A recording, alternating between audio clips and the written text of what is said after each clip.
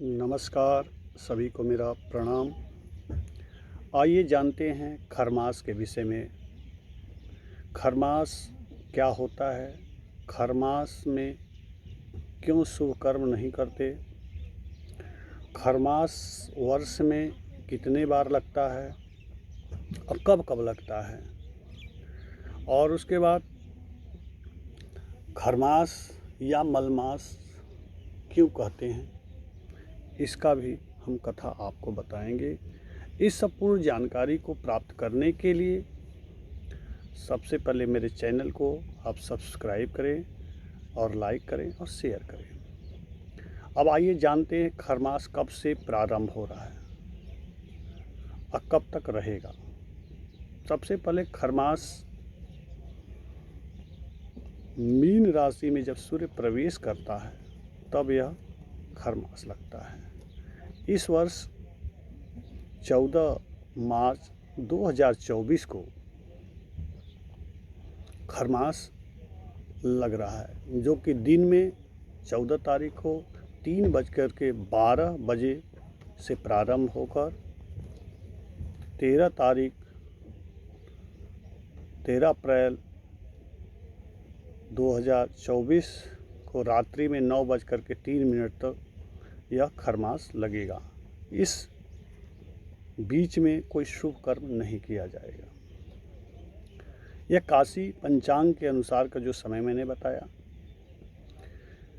क्योंकि हर पंचांग में अलग अलग समय दिया रहता है। सूर्य के उदित होने के समय से इसकी गणना करते हैं। खरमास वर्ष में कितने बार करते हैं, कब कब करते हैं, इसकी अभी हम जानकारी देते हैं। खरमास वर्ष में 2 बार, एक दिसंबर और जनवरी के बीच में जो लगता है, जिसे हम अगर हिंदी मास में देखते हैं मार्गशीर्ष और पौष मास के बीच में लगता है। यह खरमास जब मीन राशि में सूर्य प्रवेश करते हैं उस समय लगता है। दूसरा, यह मार्च और अप्रैल में, जो कि फाल्गुन और चैत मास के बीच में ये लगता है। ये दोनों समय में शुभ कर्म वर्जित हो जाते हैं। इस समय शुभ कर्म नहीं करना चाहिए।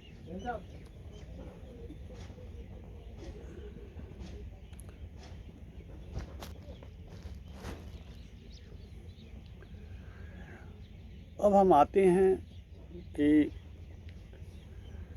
इस समय क्या शुभ कर्म नहीं करना चाहिए।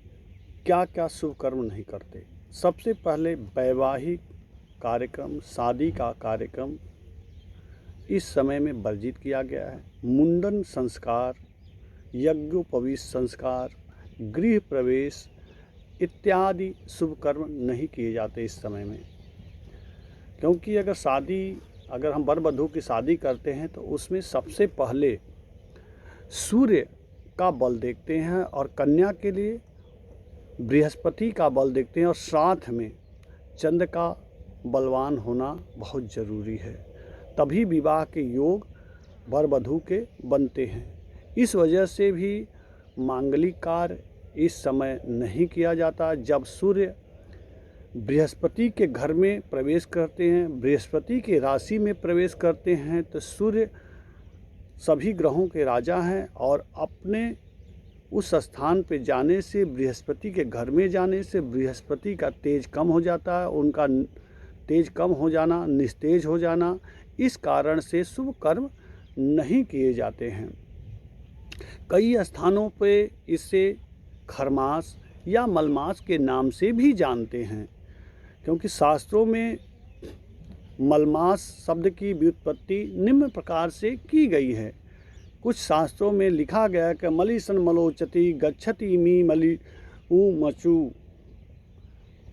कहते हैं कि जब मलिन धीरे धीरे कोई कार्य किया जाए तो उसमें शुभ कर्म नहीं करना चाहिए।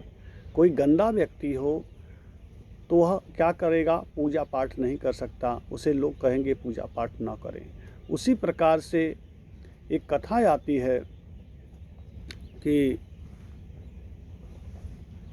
भगवान सूर्य ब्रह्मांड का जब भ्रमण करने निकले थे तो उन्हें यह आदेश था कि आप कहीं रुकना मत। और वो ब्रह्मांड का भ्रमण करते करते कई वर्षों तक भ्रमण किए। उसके कारण से उनके जो घोड़े थे, उन घोड़ों को प्यास लग गया। कुछ दूर पर एक तालाब था, उस तालाब के किनारे जाकर के उन्होंने अपने घोड़ों को रथ से अलग कर दिया और घोड़ों को पानी पीने के लिए छोड़ दिया। इतने में उन्हें स्मरण आया, याद आया कि हमें तो रुकना नहीं है। उसी समय उन्होंने, वहाँ पे कुछ गधे थे, गधों को अपने रथ में जोड़ लिया और गधे धीरे धीरे चलते हैं। खर का मांस होता है गधा, इसलिए खरमास भी उसे कहते हैं। तो उसी समय से यह मलमास बृहस्पति के समय पे, सूर्य उसी समय पे बृहस्पति के घर में गए थे, इसलिए उस समय मलमास लग गया था और शुभ कार्य वर्जित किया गया था। खरमास में क्या करें क्या ना करें? खरमास में भगवान का पूजन अर्चन, जप तप, भगवान विष्णु का पूजन करें प्रतिदिन और शुद्ध आचरण के साथ अपने आप को रखें। अच्छा खान पान करें। जो भी खान पान करते हैं सात्विक भोजन करें, तामसी भोजन से दूर रहें और हो सके तो ज़मीन पर सोने की कृपा करें। इससे आपको कई प्रकार के लाभ मिलेंगे। और क्या नहीं करना चाहिए?